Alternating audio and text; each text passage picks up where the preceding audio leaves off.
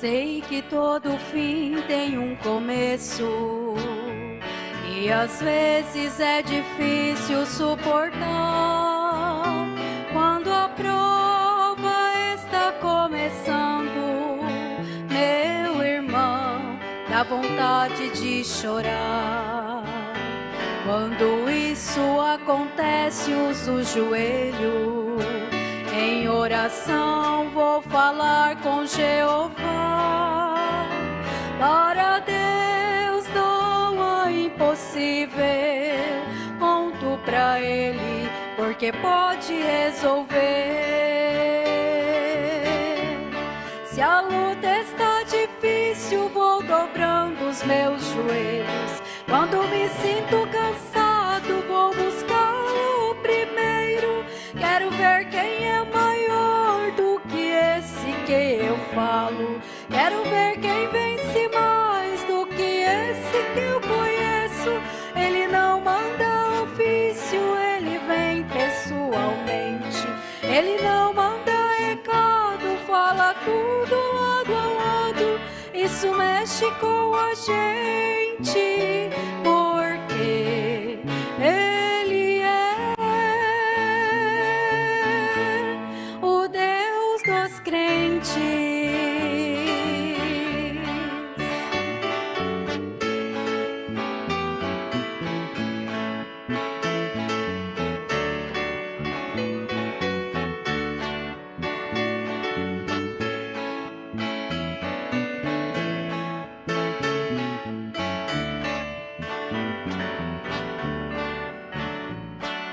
Sei que todo fim tem um começo, e às vezes é difícil suportar quando a prova está começando. Meu irmão, dá vontade de chorar. Quando isto acontece, uso o joelho.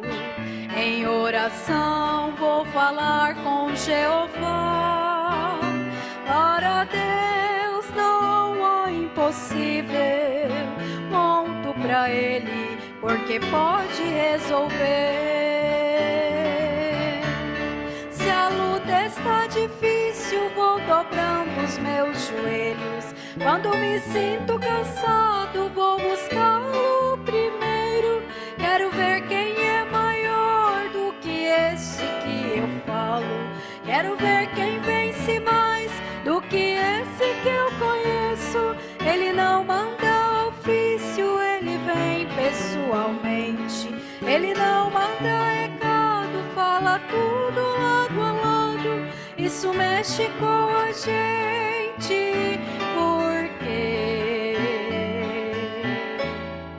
Ele é o Deus dos crentes.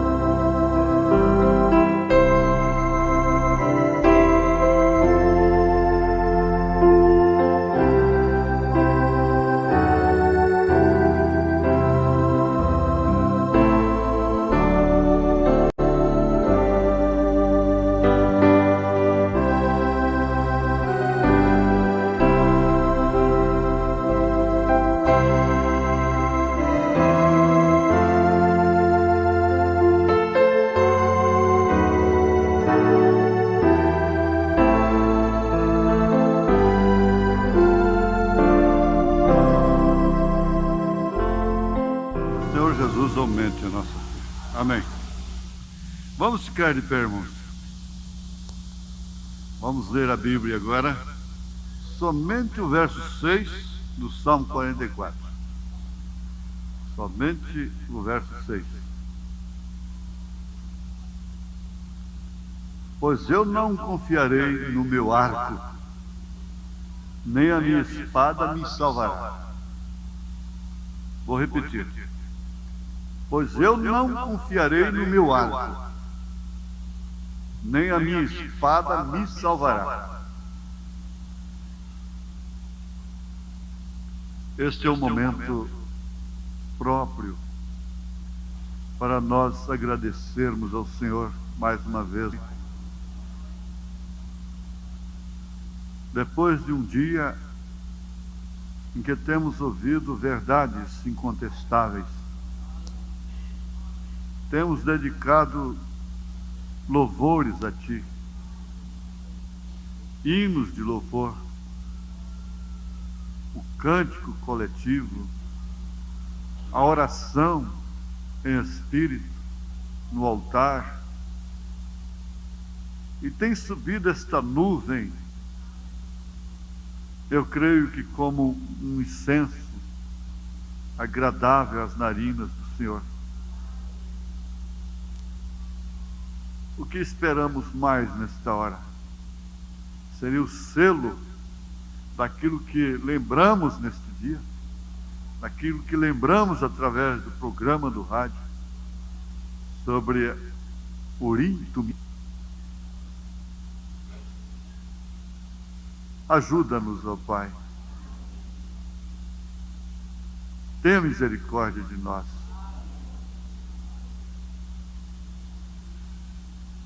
Nós lembramos nesta hora que temos crido na pregação,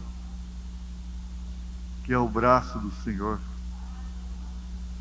E o profeta Isaías pergunta: quem deu crédito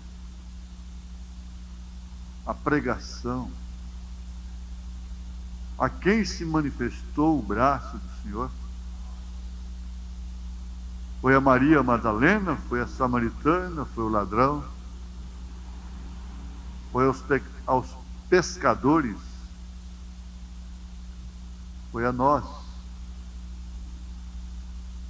Nós agradecemos porque não estamos no outro lugar da hora, porque estamos aqui nesse instante, e isso é a graça.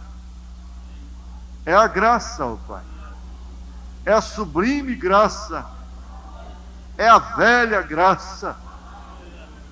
Aleluia, glória a Deus. Santo é o nome do Senhor Jesus. O sangue de Jesus Cristo é poder. E agora nós pedimos que cada palavra que for dita seja somente a verdade, e por isso possa ser vivificada em cada coração, em cada vida, em cada célula, seja incompatível com as infecções, com as inflamações, com as causas das dores, com o pecado, em nome de Jesus Cristo. Amém, Senhor, amém. Podeis assentar.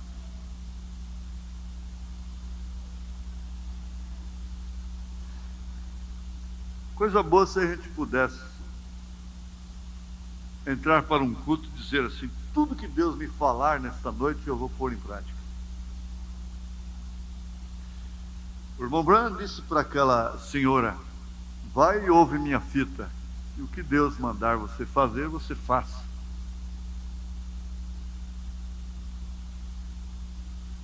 Agora, será que teríamos coragem de irmos a um culto com essa predisposição? Seja o que for, seja difícil, que aquilo me fira quanto ferir, mas eu aceitarei e porei em prática. Num debate com sua esposa, ela como mãe lutando pela filha de 15 anos de idade,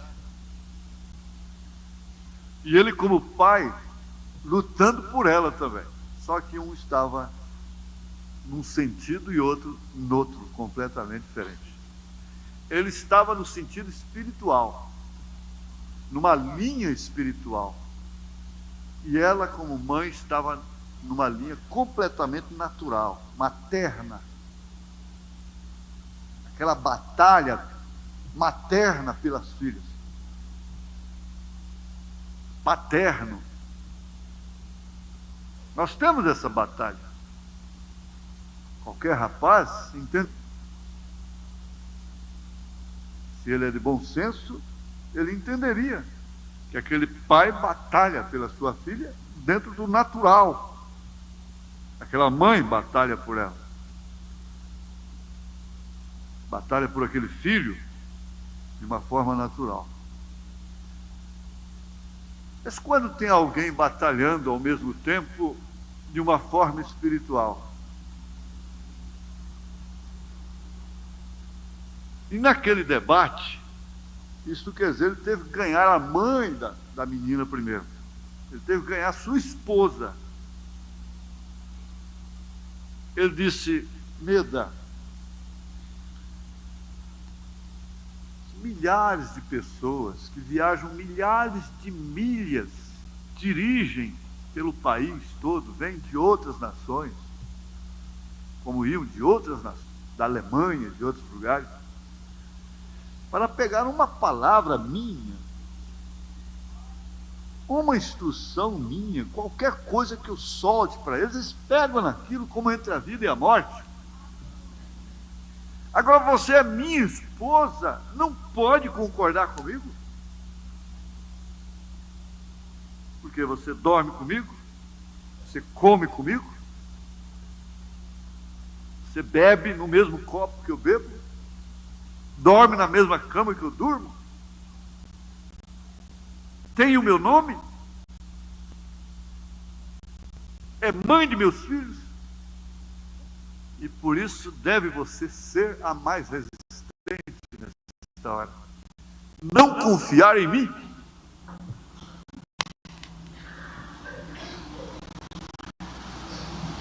Até que ela se rendeu. Isso perdeu a batalha materna. E naquela hora não tem mãe, não tem pai. Quando acaba a batalha da razão, da lógica, então não tem mãe, não tem pai. Ele não era simplesmente pai dela mais, nem mãe dela mais. E dali então veio a grande vitória em favor da filha. Porque era uma batalha espiritual que ela queria vencer através da maternidade, do natural. E isso, irmãos, se enquadra perfeitamente nesta mensagem. A maior batalha jamais pelejada. Vocês sabem que ela está na mente.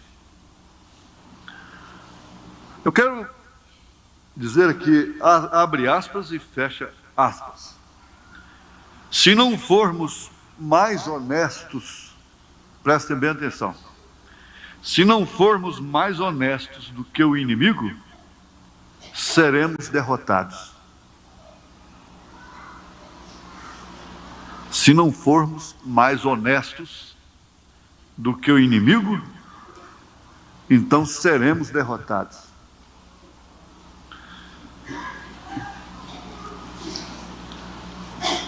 Usa-se muito dizer aquilo que Jesus disse: na medida que medirdes, serás medido. E é uma verdade. Na medida que medimos aos outros, nós seremos medidos. Mas Jesus não estava propriamente recomendando aos seus fiéis a medirem aqueles aos que os viessem a medir na mesma medida. Ele estava dizendo que na medida que medirdes, serás medido. Quer dizer, alguém vai medir você pela medida que você vive medindo os outros. Vai te julgar na medida que você julga os outros, para ficar mais fácil, mais claro. Da maneira que você julga os outros, você será julgada. Você será julgado também. E aí então ele mesmo diz: a vossa justiça deve exceder a justiça dos escribas. Em outras palavras, vocês devem ser muito justos do que os escribas, porque os escribas não podem fazer mais nada do que escreverem.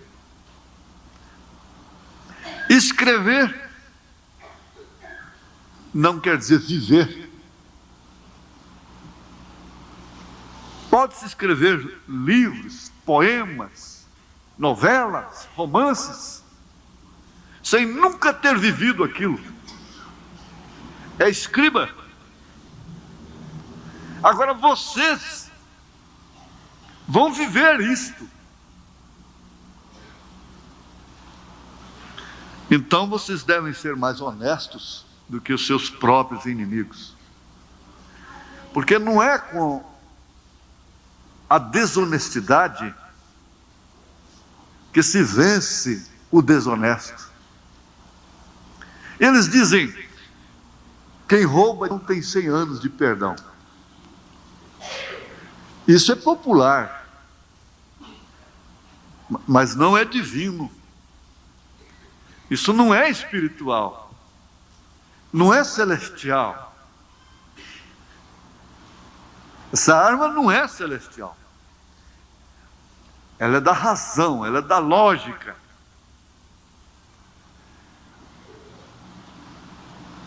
Dar-se então o fato de vir aquele cumprimento das Escrituras em você amar os seus inimigos, fazer bem para aqueles que fazem mal para você.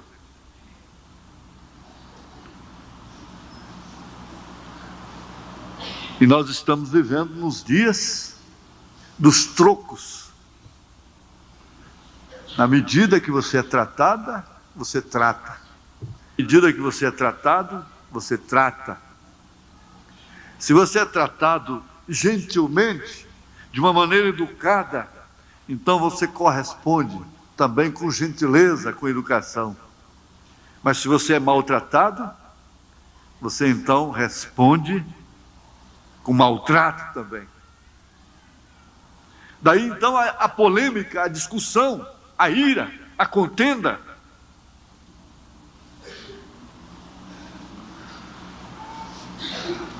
Agora nós vamos repetir: se não formos mais honestos, se não formos mais justos do que o nosso inimigo, nós seremos derrotados, sem dúvida. Por quê? Porque toda injustiça para nós tem significado. Significa toda desonestidade, toda mentira para nós tem significado.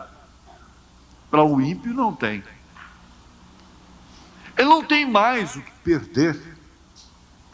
Mais uma mentira num negócio. Mais uma mentira ali, mais uma mentira acolá. Eu ouvi um testemunho aqui sexta-feira de um pai cujo filho dirigia o seu carro sem a devida carteira de habilitação. Porque dar um carro para o menor não é somente dar o carro para o menor, que é errado, que é crime. Dar o carro para quem não é habilitado é errado. Nós ouvimos o pastor Elias falando sobre isso aqui com propriedade, porque ele é autoridade. Pois bem, nós temos aí o irmão Zezinho mecânico, inutilizado para o resto da vida, ao menos ou a menos que Deus entre em cena com um superpoder para ele voltar a ser o homem que era antes. Um menor dirigindo, não importa quanto dias depois, quem errou foi o pedestre. É que é a máquina que está certa hoje. A máquina é que tem que ter pressa no sinaleiro. Uma mãe de família tem que sair correndo, gestante, arrastando uma criança, tem que sair correndo com o sinaleiro abre, porque senão o carro passa por cima, buzina. A máquina vale mais do que o homem. Mas aquele pai me diz uma coisa: agora o carro está no seguro.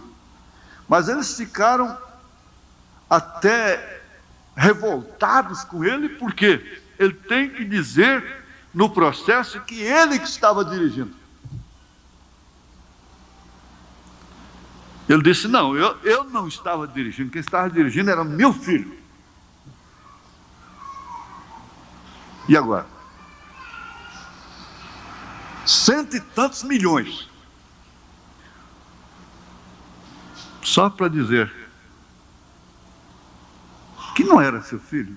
Não tem nada que falar em filho. Estava dirigindo e que aconteceu um acidente.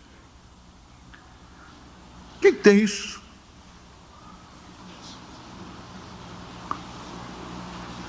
Se não formos mais justos, mais honestos do que os nossos inimigos, nós seremos sufocados, derrotados.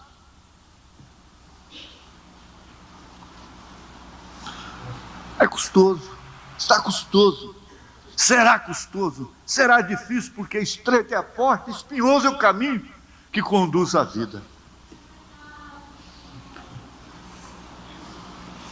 Nós vamos ver aqui sobre o poder que Satanás tem adquirido. Ora, o poder que Satanás adquire não é dele. Ele é cedido pelo homem, pela mulher. O caso contrário, ele não poderia fazer nada, ele não poderia fumar um cigarro, ele não poderia comer adultério, uma cobiça sequer. Ele não poderia beber bebida alcoólica, se nenhum homem desse lugar para ele, cedesse o seu corpo, cedesse a sua vontade a ele.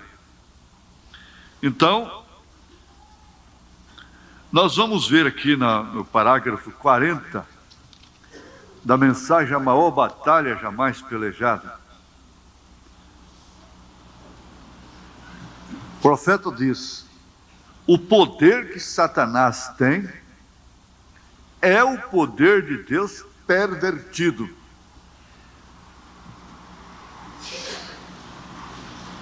Mas ele só pôde perverter o poder de Deus quando o poder foi dado ao homem.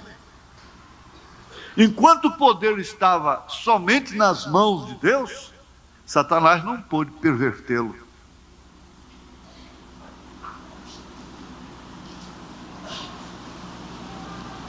É certo ou não? Isso aconteceu lá em cima, ele não pôde perverter. Mas quando o homem recebeu esse poder que é a palavra, e diz São Paulo, que foi a mulher, então Satanás conseguiu perverter. Ora, o poder que Satanás tem não é um poder legítimo. E hoje são poucas as famílias, poucas as pessoas que pensam em legitimidade, que cuidam da origem da coisa,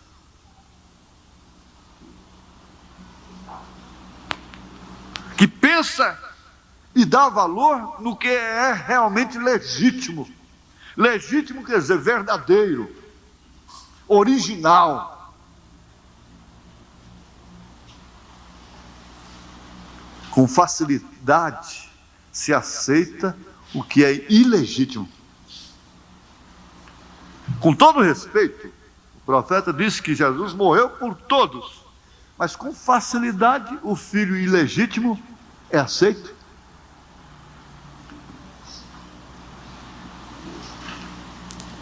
Com facilidade a coisa o meio ilegítimo é aceito.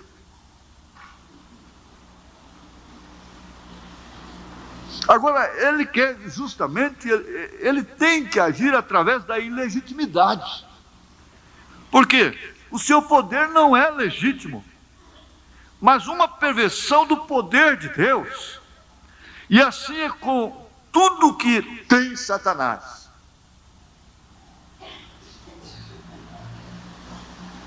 Você, rapazinho, criança ainda, deve pensar nisso. Seu pai, sua mãe, estão pensando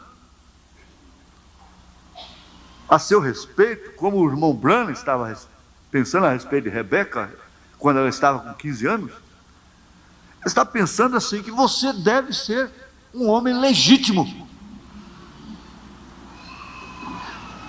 Ora, o filho ilegítimo não é aquele que nasce de um casamento espúrio, propriamente. Porque lá no Velho Testamento, tornar-se ilegítimo o filho que não cuidasse dos negócios do pai, que não tivesse respeito para com o nome de seu pai. Por que depois que crescia, de passar pelo tutor, pelo mestre, é que um filho seria adotado? Então ele ia mostrar a sua legitimidade de natureza, muito embora tenha nascido de um casamento, estando numa família, originalmente falando, mas ele ia mostrar no seu crescimento, na sua adolescência, que ele tinha respeito e honra para com seu pai. Então é que vinha a adoção. Que se pensa em adoção aqui no nosso meio, somente para filhos que não são nossos. Então é adotei. Nasceu dentro da nossa casa, do nosso casamento, então já nasce adotado. Já nasce mandando. E já começa a dar coice no ventre da mãe. E a coisinha mais boa que ela acha, que os pais acham, é o coicinho na barriga. Mas ele já começa dando coice mesmo. Antes de nascer ele já está dando coice. Por quê? De todos os modos ele será um coiceiro. Essa é a natureza humana. O irmão Branham disse, eu vi falando mentiras. E Davi disse, em pecado me concebeu minha mãe.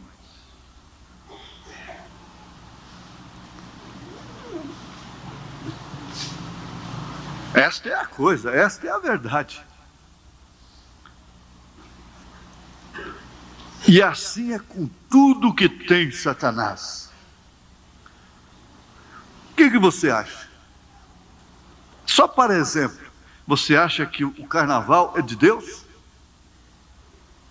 Um exemplo. Exemplo em extremos. O carnaval é de Deus?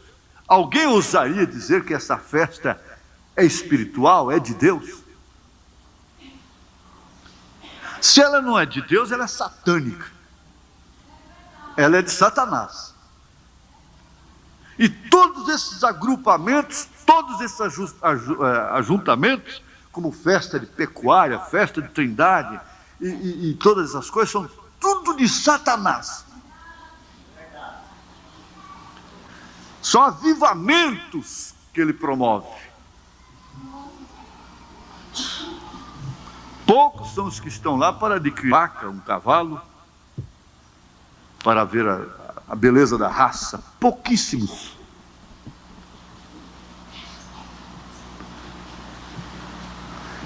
E assim é com tudo o que tem Satanás. Satanás tem a política, Satanás tem a religião, Satanás tem a moda, Satanás tem tudo no reino terreno. Está entregue a ele. E ele ofereceu isso para Jesus lá no monte. Agora vamos continuar. A morte, veja, a morte não é outra coisa senão a vida pervertida.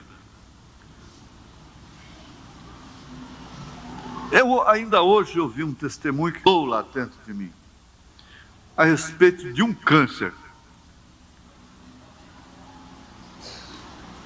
A pessoa diz: Satanás, ainda que você me mate com isso, se você me matar com isso, você está fazendo uma coisa, você está me levando para um lugar que eu quero ir demais para lá. Em outras palavras, você está me pondo dentro da carruagem que me leva para a glória. Mas com toda a ousadia, com toda a alma, com todo o espírito, com toda a coragem. É assim que se enfrenta o diabo. É assim que se enfrenta um câncer. É assim que enfrenta a solidão, a melancolia. É assim que enfrenta a estafa, o estresse.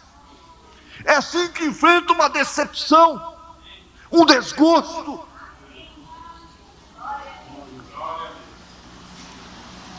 Um choque.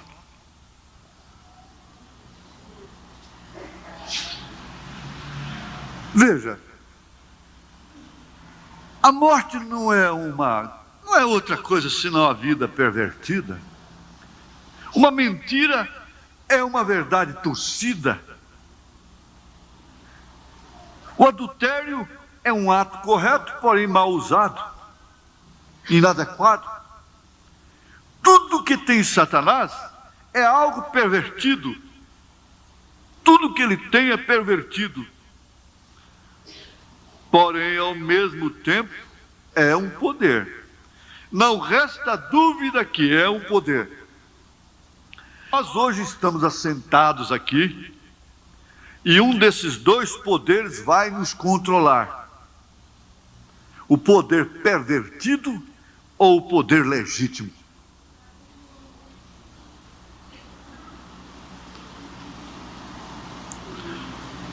Então, expulsemos ao maligno e tomemos nosso lugar como os astros no céu. Cada astro tem o seu lugar.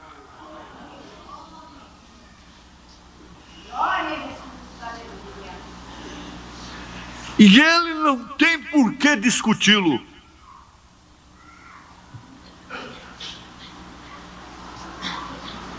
Agora, no livro de São Judas, a cartinha é só de um capítulo. No verso 13 está escrito: estrelas errantes para os quais está eternamente reservada a negrura das trevas. São Judas 13, versículo 13. Nós não queremos ser estrelas errantes. Erra nisto, erra naquilo, erra nisto, erra naquilo. E fica pensando se é verdade, se sucederá o prometido. Nós não somos estrelas errantes, que apenas um sonho pode nos colocar em completa e tremenda confusão. Ora, os midianitas, foram os midianitas, lá com Gideão, né? Foram eles. Um sonho apenas. Acabou com aqueles milhares. Espalhou todo mundo. Plantou uma confusão. Eles não sabiam onde estavam parados. Através de um sonho apenas. Veja. Nós não somos estrelas errantes, errando nisto e errando naquilo, e erra hoje e erra amanhã, e só vive errando e pensando: em verdade sucederá o que foi prometido por Deus? Ou será como é que funciona aquilo? Não se ponha a pensar e errar, porque todas as vezes que você prega, você está errando, errando, errando.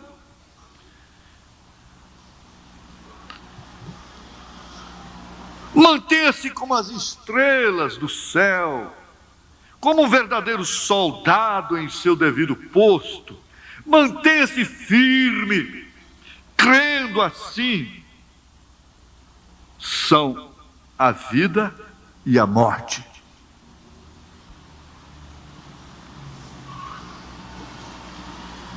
Agora,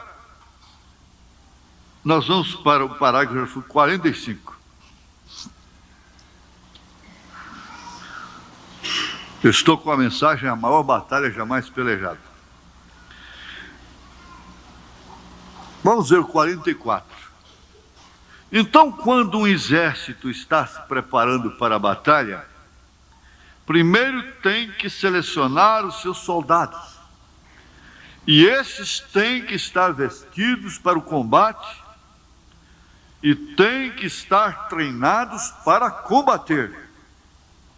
E o que vocês estão fazendo aqui é exatamente isso, sendo treinados para combater, certos que serão vencedores. E eu creio que a maior batalha que jamais se tem pelejado agora mesmo está a ponto de se processar. É uma inconstância de personalidade, de mente, que tem caído como uma chuva sobre a humanidade.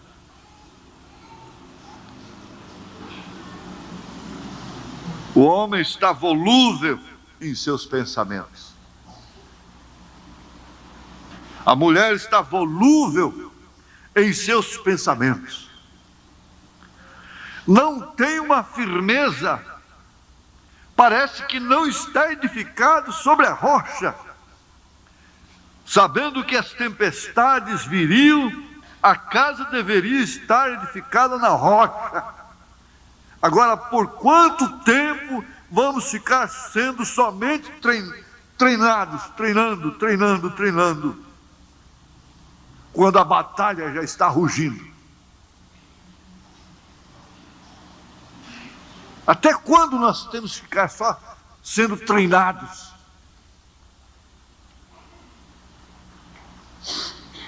Vou pedir um diácono para ficar entre aquelas. Ali, ó, naquela região dali, por favor. Faça favor. Me ajude a batalhar. Eu creio que Deus tem estado selecionando os seus soldados. E creio que os tem estado vestindo e treinando. A frente da batalha está fixada e tudo está pronto para o começo. Agora, quando é que ele estava falando isso? Em 62.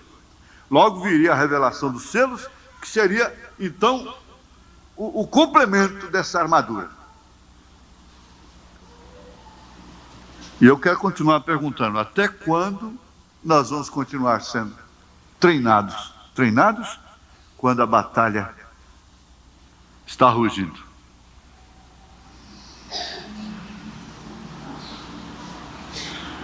Esta primeira batalha que foi pelejada, veja onde foi. Veja onde foi. Preste bem atenção. Você pensa que sua casa não pode ser palco disso. Você pensa que você não pode ser um campo para isso.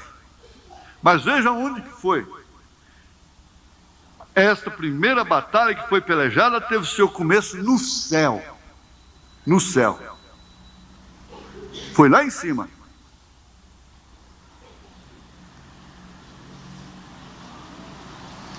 Não foi aqui na terra. Só que lá em cima ele não conseguiu perverter o poder.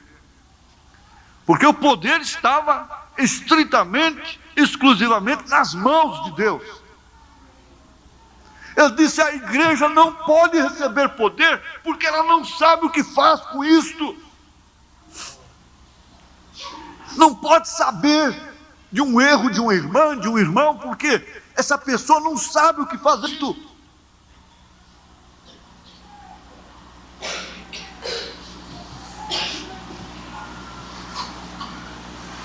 Ora, quanto poder teve o profeta nesta era, em pleno século XX. Ele teve mais poder do que a bomba atômica. Teve. Mas aquele homem,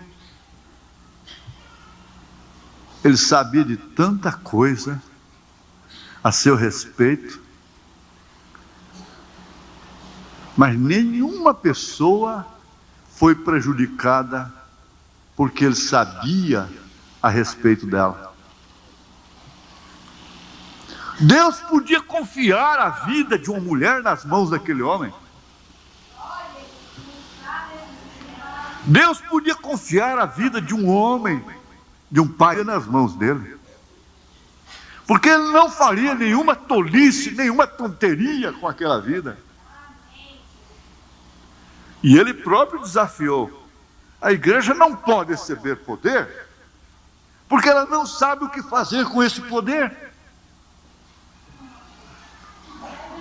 Ela logo começa a idolatrar o homem, idolatrar as pessoas, e assim por diante. Mas lá em cima ele não conseguiu perverter. Foi lá no céu a primeira batalha, quando Miguel e seus anjos pelejaram contra Lúcifer e seus anjos. Esta primeira batalha foi no céu. Você precisa fixar isto. Então o pecado não teve sua origem na terra, mas no céu. E eu escrevi aqui: se quem estava lá no céu, por dar lugar ao pecado, caiu, quanto mais quem está aqui na terra. Se quem já estava lá, por criação, já era de lá, caiu. Agora, e você? E eu? E o homem? E essa mocinha? E esse mocinho? E nós que estamos aqui na terra? Vai poder subir com o pecado? E o profeta disse que o pecado é o grande tropeço, mas que esse grande tropeço foi abolido, foi vencido, quando ele disse lá no Calvário: tudo está consumado. Ele não tem que fazer mais nada para te curar, para te salvar, para te libertar. A obra dele foi completa. Ele disse: tudo está consumado.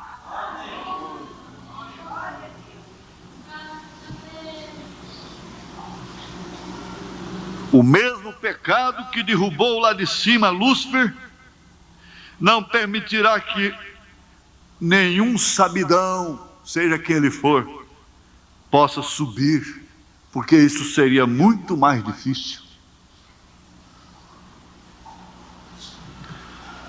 Satanás foi lançado do céu para cair na terra e caiu sobre os seres humanos, magoado, revoltado, derrotado, despeitado. Quando você se encontra despeitada com a felicidade dos outros, despeitado com o bem-estar dos outros, você tem que saber que isso é próprio de Satanás. Cada pessoa deveria ficar feliz em ver uma outra pessoa sendo feliz, sendo honrada.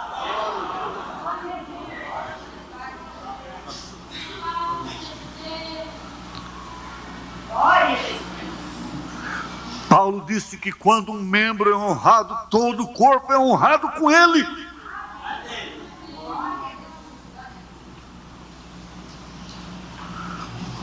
Então, veja, o pecado não teve sua origem na terra, mas sim lá no céu.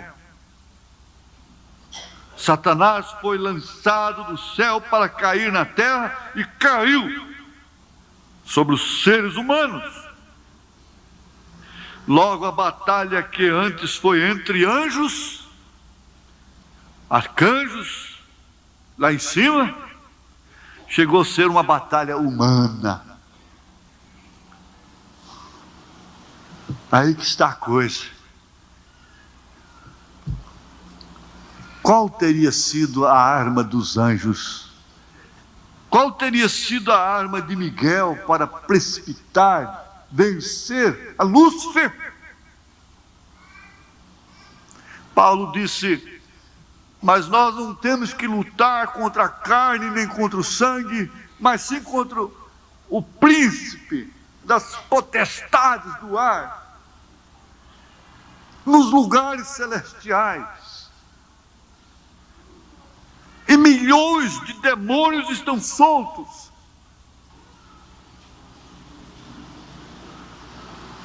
Especialistas em cada coisa. Há demônios especializados,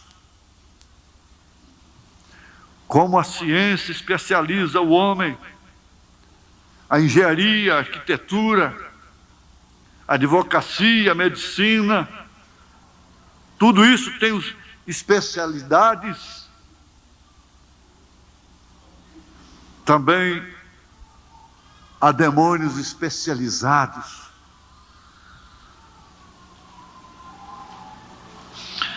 E a coisa é que Satanás veio para destruir a criação de Deus.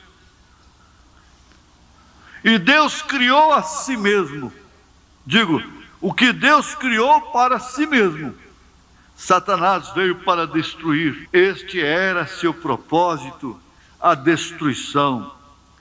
E logo a batalha começou aqui sobre a terra, e começou em nós, e tem estado rugindo desde então. Agora, o que nos faz confiar nesta hora? É como Satanás desceu para perverter, para matar, para roubar, para adoecer, para entristecer, para brutalizar o homem.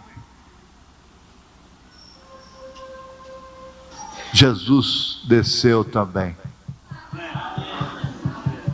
E ele fez uma grande declaração: eis que eu estou convosco. O nosso poder como pessoas não significa nada em relação ao que o diabo pode fazer. O diabo pode explodir, o diabo pode causar escândalos, o diabo pode explodir uma obra.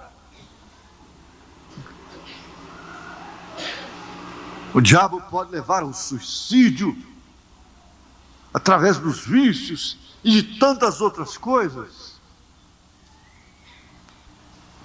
Mas Jesus fez essa declaração: o diabo veio para matar e roubar, o ladrão. Mas eu vim para que tenhais vida e a tenham com abundância, para que sejais vencedores. E por isso São Paulo gritou: mas em todas estas coisas sou mais do que vencedores por aquele que nos amou. E ele disse ainda: não vos deixarei órfãos, não vos deixarei à mercê de Satanás.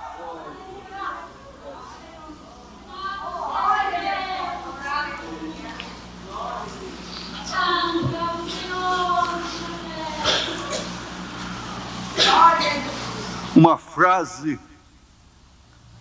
um termo que se usa muito, se usava pelo menos, era aquele: eu não sou defunto sem choro. Ou então o defensor dizia: ele não é defunto sem choro. Ela não é defunta sem choro. Isso quer dizer, ela tem alguém por ela. ele tem alguém por ele. Não pense, Satanás, que você vai poder destruir à vontade, sem ser incomodado. Não. Essa igreja tem alguém por ela. Essa igreja tem alguém nela. O homem está em casa, seu chapéu está na parede, sua cruz está aí, seu nome está aí, sua Bíblia está aí, sua mensagem está aí, sua palavra está aí.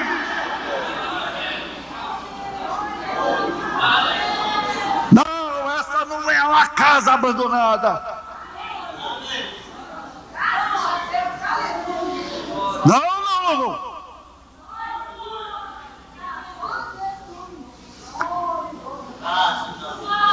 Ele é o homem desta casa.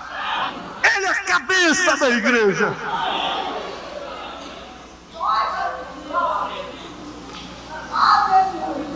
E você sabe, Satanás. Você sabe disso. Você sabe.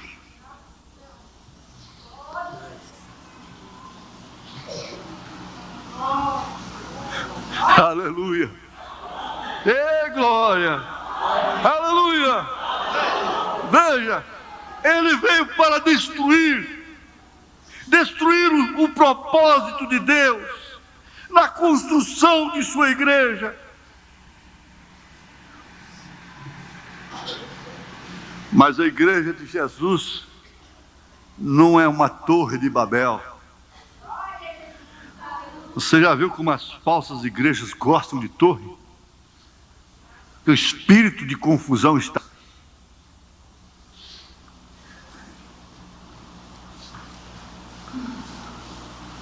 E Babel quer dizer confusão. E foi simplesmente um estalar de dedo. Deus fez com que aquela torre parasse. Ele fez assim, daí a pouco ninguém entendia a língua de ninguém. Era um falando inglês, outro francês, outro alemão, outro português, outro espanhol, e virou e árabe, e lituano, e não sei mais o que, e japonês, e virou aquela confusão terrível. E ninguém mais entendia, me dá tijolo, me faça isso, me faz aquilo. Foi somente um estalar de dedo. Agora ele fica aí lutando para aprender a falar inglês. Do speak English, do speak English. Aquilo veio de lá.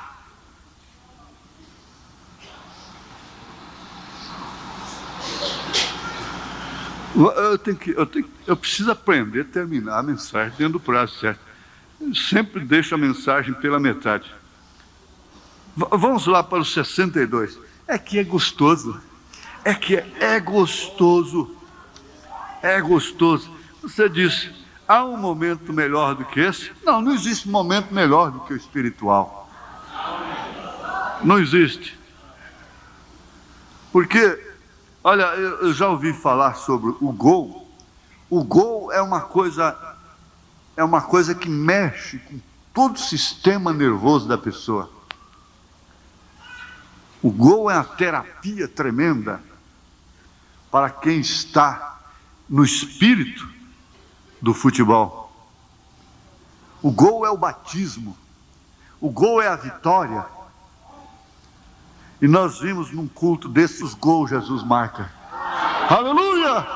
É o artilheiro dos céus.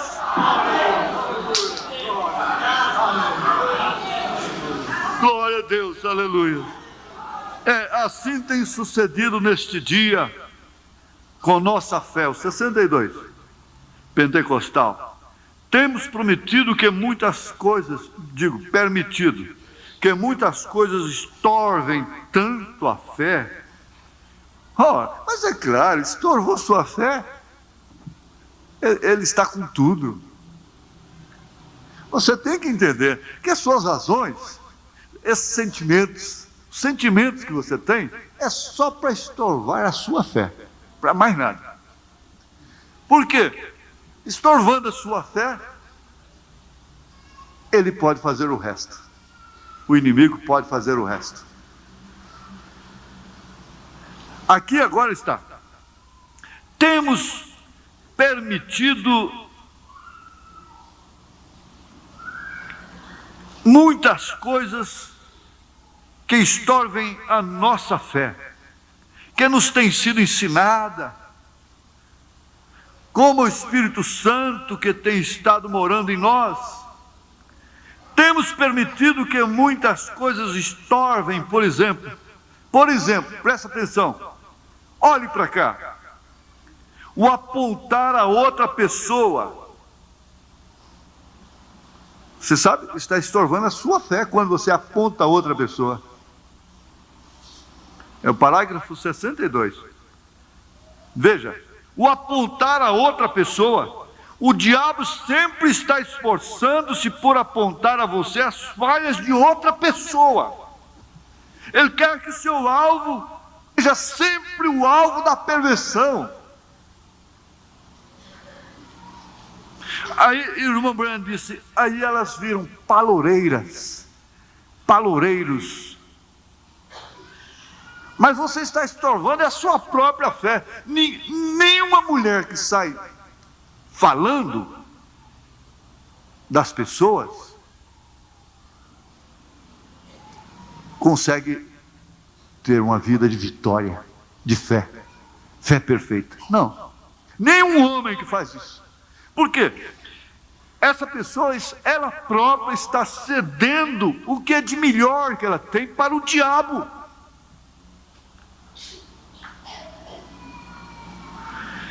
Veja, e nisso está procurando impedir que você veja o testemunho real e verdadeiro, o qual é algo genuíno.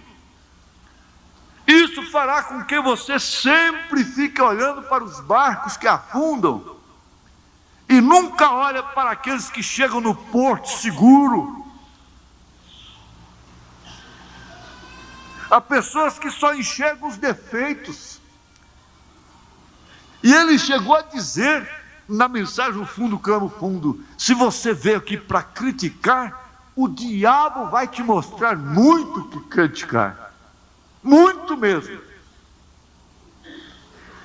Eu já disse isso e vou repetir para ficar nesta mensagem. Aquele grande professor catedrático foi assistir o T.L. Osborne, enquanto Jesus curava aleijado, cego, e convertia pecadores com lágrimas e tudo, aquele doutor estava lá notando erro de gramática. Lá no escritório, depois disse: Osborne, você cometeu 38 erros de gramática nesse sermão, nessa noite sua aí. É o que ele estava anotando lá no culto. Agora o profeta, você pensa e medita nisso em casa. A maior batalha jamais pelejada, parágrafo 62. Ele mostra aqui que o diabo quer fazer isso com você. Você ficar sempre olhando para as falhas dos outros e falando delas. E com isso você está, se afundando. O profeta chegou a dizer: se eu for explicar, ele fosse explicar a própria condição dele, de sua família, ele iria somente afundando a dele própria, quanto mais a dos outros. Você sabe que até mesmo censurar governo, etc, toda conversa de censura, de murmuração, só serve para arrefecer a fé. Não acrescenta a fé, enfraquece a fé. Toda conversa, tenha razão ou não, seja verdade ou não, só faz enfraquecer a fé.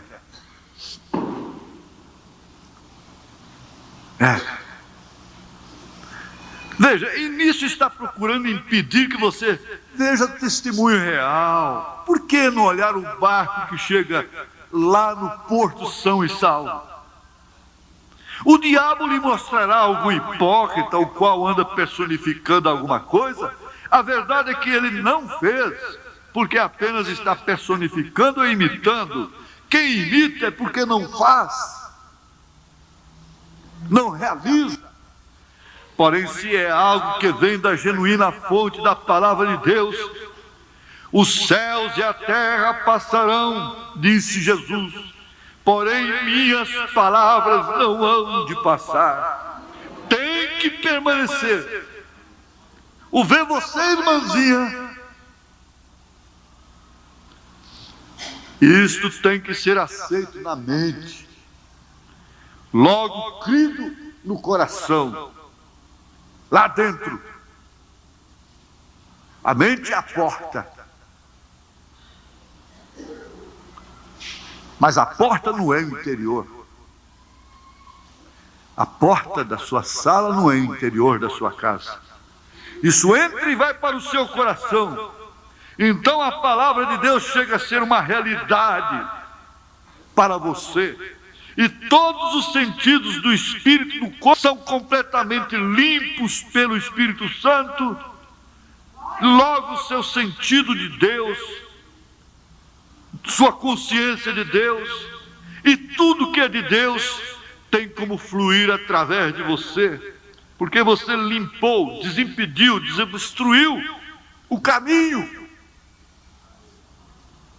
E tudo que é de Deus tem como fluir através de você quando esses caminhos são limpos.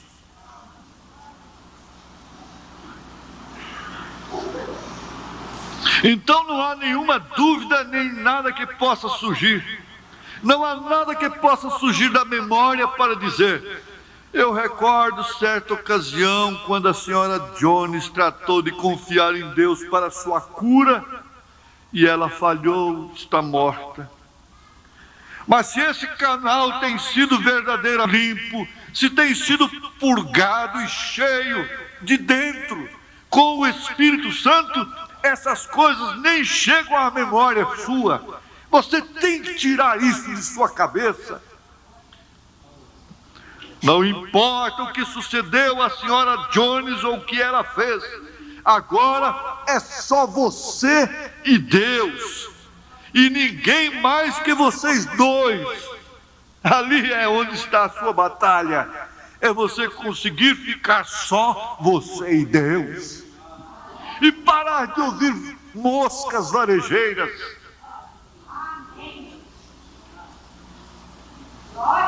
Ali está a batalha.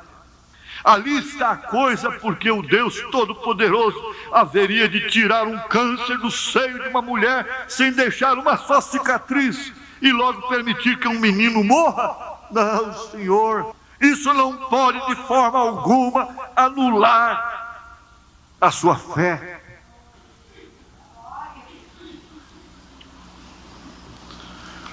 Vamos para o fim disto. Vamos para o parágrafo 80. Amigos, assim é. Satanás procura ser um hipócrita quanto a essas coisas. Ele quer sempre personificar. Ele procura mostrar a você algo melhor, oferecer-lhe uma via mais fácil, um plano de atalho. Os motoristas sabem o que significam os atalhos. Ou algum plano mais sensível, um plano que possa atender todos os seus sentidos e a sua fé ao mesmo tempo. Satanás quer assim. Então ele admite a fé simplesmente como mais um sentido. Como mais um sentido. É um sentido religioso. Não pode ser assim. Porém, não há nenhum plano mais sensível que aquele que Deus fixou no princípio. Não. Sua palavra. Agarre-se à palavra e deixe que a palavra o agarre e mantenha-se assim. Essa é a coisa. Essa é a coisa. Agora, ele diz aqui, num parágrafo que mais na frente, Eu não anotei aqui, mas eu o encontro. É o parágrafo 273. Estas duas forças estão entrando em conflito, elas estão em conflito agora mesmo. Justamente estamos na hora quando as enfermidades e outras coisas têm surgido por toda a terra. Têm sido tantas que a ciência médica está confundida e não sabe o que fazer. O pequeno exército de Deus está outra vez contra a parede. Ó, irmão, é tempo que se apareça outro Arnold. Ele contou a história do Arnold. É o tempo quando deveria aparecer outro homem de Deus como ele. Não é certo? Quando deveria aparecer outro Elias, porque ele não falava que era ele, mas ele estava ali falando isso. É o tempo quando algo deve suceder. Exército de Deus, você tem que voltar para casa sabendo que você tem fardas, que você tem capacete, que você tem espada, que você está calçado com a preparação do Evangelho da Paz, que você tem couraça divina. Você tem que voltar para casa sabendo que você está numa batalha e que os zunidos das balas você tem escutado dia e noite, porém isso não tem lhe atingido. 1000 tem caído ao teu lado, 10.000, mas você está de pé. Isso é que é importante. Fechem suas mentes e não se detenham por um momento a pensar nas coisas que o diabo lhe oferece através dos sentidos. Recorde, a palavra de Deus nunca falha, nunca pode falhar, nunca falhou. Quando ele disse para Moisés, diga para o povo que marche, e foram chegando à margem do mar, a palavra não podia falhar. Moisés pegou aquela vara velha, torta, e tocou no mar, e sua palavra não falhou. O mar abriu, e quando o povo de Deus estiver sitiado contra a parede novamente, a ponto de não poder lançar mão de nada de recursos próprios, o mar abrirá novamente, a via de escape virá, não tenha dúvida.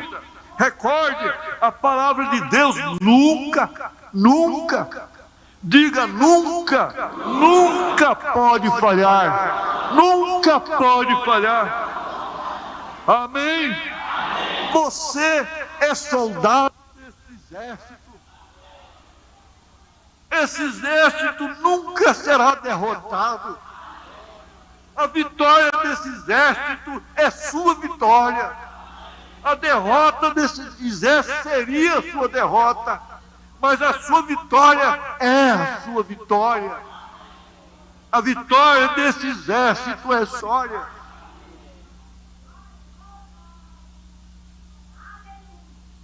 Olhemos uns para os outros como companheiros de batalha. Não há dois seres mais unidos do que aqueles que estão na guerra. Não há pessoas mais unidas do que aqueles que estão na batalha. Quando estão em folguedo, em descanso, em lazer, há contendas, há controvérsias, há choques, mas quando estão na linha de tiro, cada um protege o outro. Não há tempo para conversa, não há tempo para lembrar de defeitos, para falar de ninguém, porque um descuido pode significar tudo.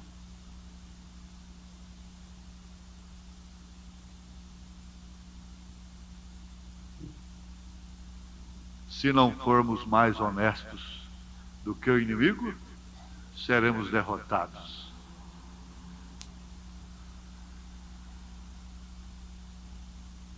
Fechemos nossos olhos.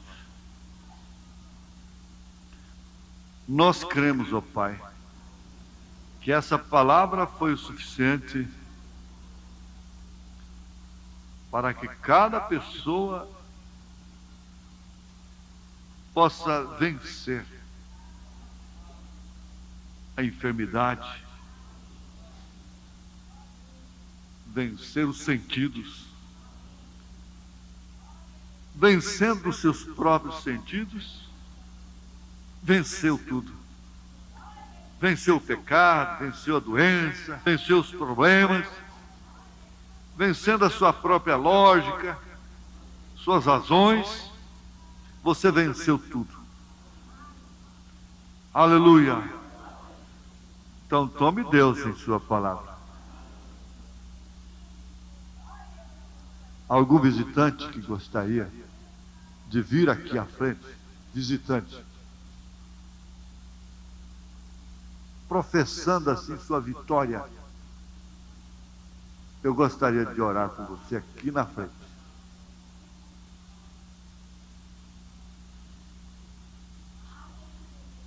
Muito bem. A igreja permanece de olhos fechados. Faça isso.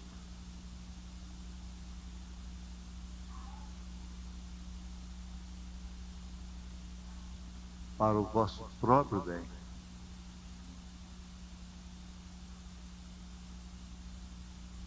Tem mais alguém vindo? Sim, ali há mais alguém. Muito bem, muito bem. Tem mais algum visitante? Gostaria de vir à frente, ingressando nesse exército da vitória?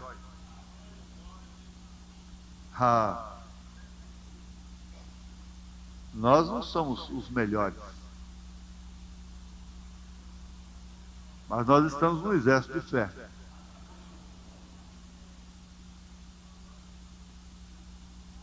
Estamos lutando uns pelos outros. Ninguém tem que preocupar-se com a vida de ninguém, a não ser orar uns pelos outros. Essa é a vitória do cristão. Eu pedi para que vocês fechassem os olhos, enquanto os visitantes estão vindo à frente.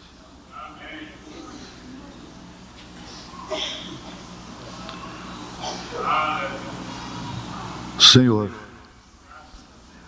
essa hora é muito significativa para essas pessoas que vieram aqui na frente. Essa determinação de virem aqui na frente pode determinar o destino delas, cada uma delas. E elas poderão agora, a partir desse instante, sentirem-se ingressadas nesse exército de Deus, contra o qual Satanás não pode prosperar. O diabo não pode prosperar contra o exército divino. Creia no poder de Deus. Creia no poder do Senhor. E viverá.